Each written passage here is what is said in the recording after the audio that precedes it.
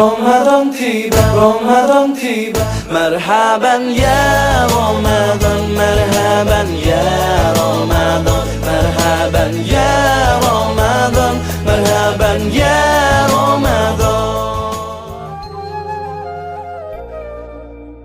Assalamualaikum warahmatullahi wabarakatuh. Bismillahirrahmanirrahim. Rabbis rohli sodri wa yassirli amri wahlul 'uqdatam min lisani yafqahu qawli. Oke anak-anakku, tetap semangat ya. Oke, di bulan puasa ini segala perbuatan baik akan menjadi ibadah yang pahalanya berlipat ganda. Oke, di sini Bu Erma akan menceritakan sedikit tentang anak yang berbakti kepada orang tuanya. Nanti di akhir cerita kita ambil kesimpulannya, kita ambil pesan yang terdapat dalam cerita tersebut ya. Bu Erma akan mengisahkan Uwais Al-Qarni. Sejak kecil, Uwais sudah ditinggal oleh ayahnya. Ayahnya meninggal dunia.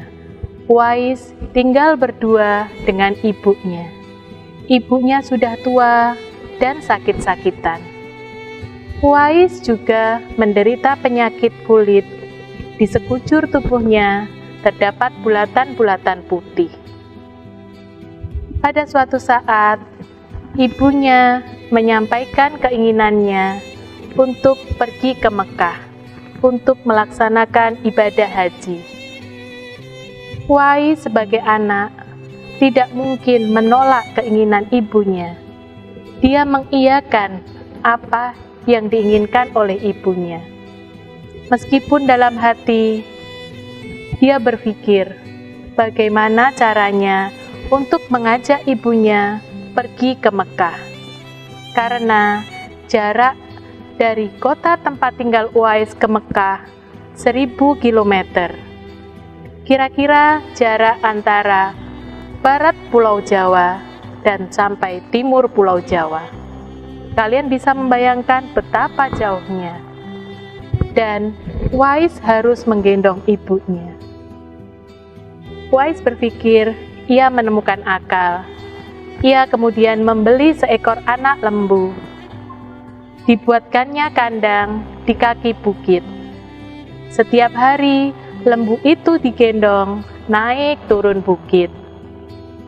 Semakin lama, lembunya semakin besar dan beratnya pun bertambah. Setelah kira-kira lembunya mencapai berat 100 kg, Uwais segera mengajak ibunya untuk pergi ke Mekah.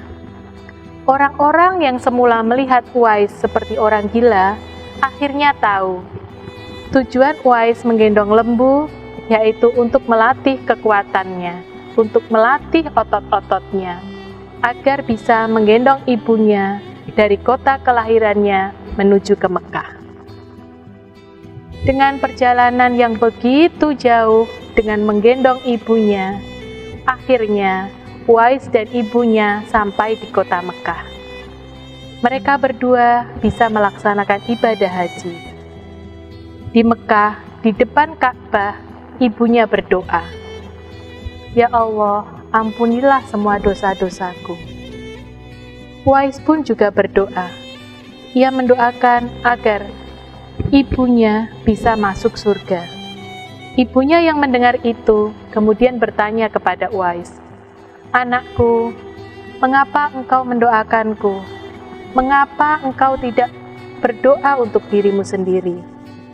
Uwais menjawab, "Ya ibu, jika ibu bisa masuk surga, Allah mengampuni semua dosa-dosa ibu. Aku pun akan ikut ibu ke surga." Itulah doa anak yang berbakti kepada orang tuanya. Selesai menunaikan ibadah haji, mereka berdua pulang. Uwais kembali menggendong ibunya dengan jarak sekitar 1000 km. Setelah selesai menunaikan ibadah haji, penyakit Uwais yang berupa bulatan-bulatan putih di sekujur tubuhnya hilang seketika. Tinggal satu bulatan di telapak tangannya.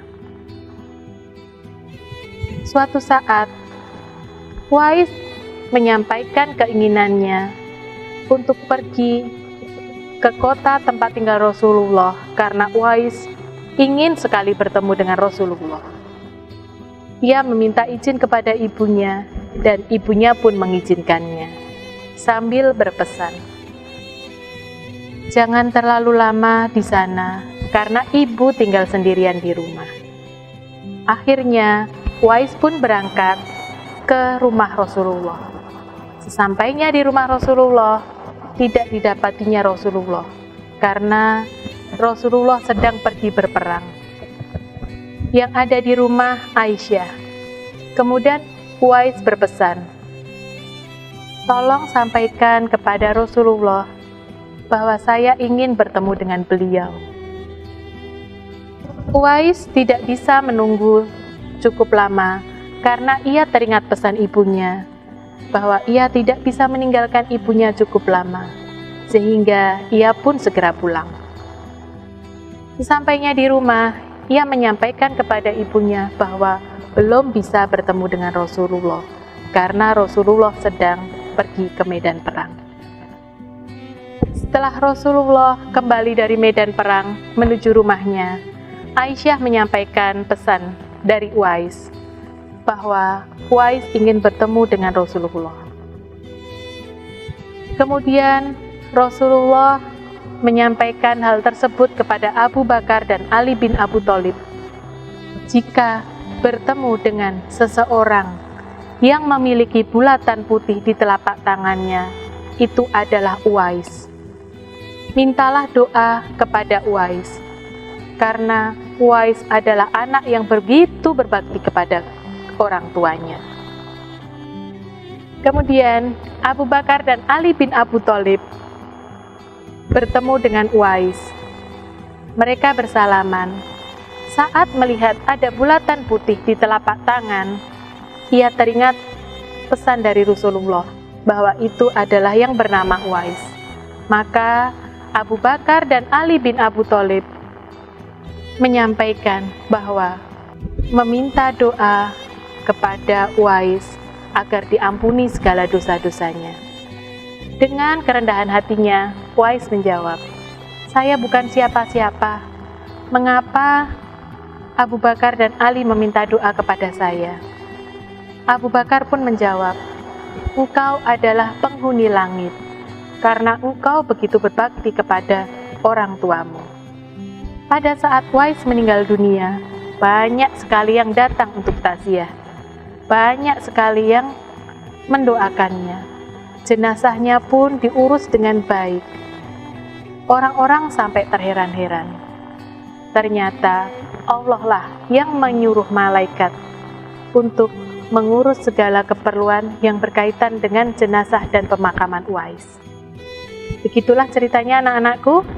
Nah, dari sini bisa kita ambil pesan, bisa kita ambil kesimpulan bahwa itulah arti pentingnya berbakti kepada orang tua.